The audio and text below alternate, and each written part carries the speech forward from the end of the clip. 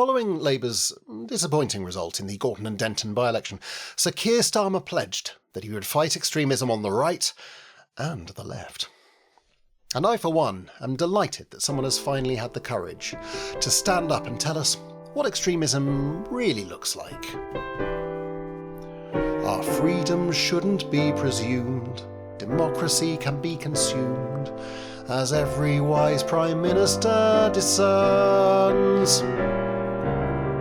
We won't capitulate to toxic views and creeds of hate, except when they're legitimate concerns. We'll stand up to racist rhetoric and politics of blame. Don't fret, we're promising a version of the same. We'll show nationalism's had its day by restoring British pride.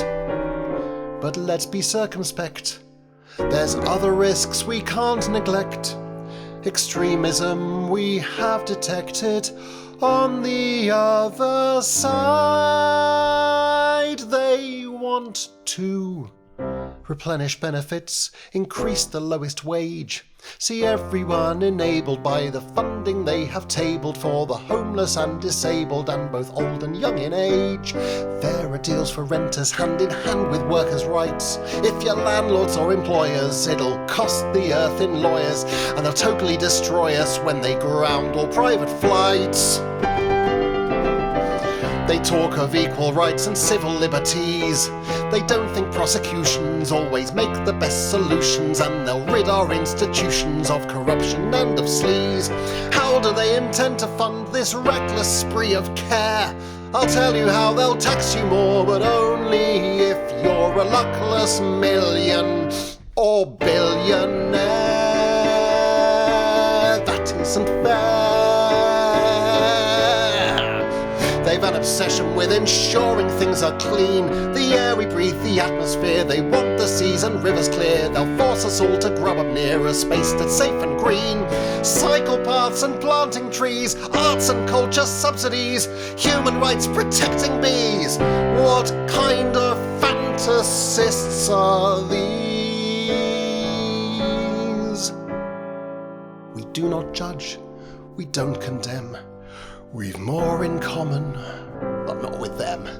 And everyone just wants to feel secure.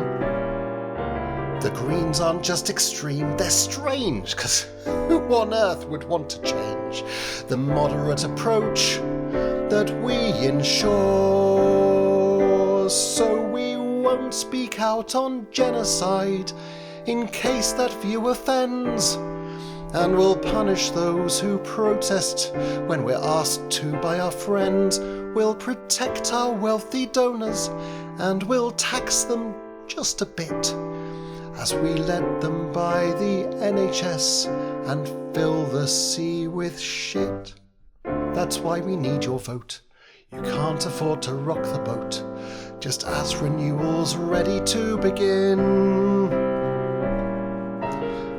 If you'd rather take your chance with Zach Polanski's crazy stance, then you're the one to blame for playing this divisive game. Your moral duty is to let us win. Otherwise, the bad guys might get in.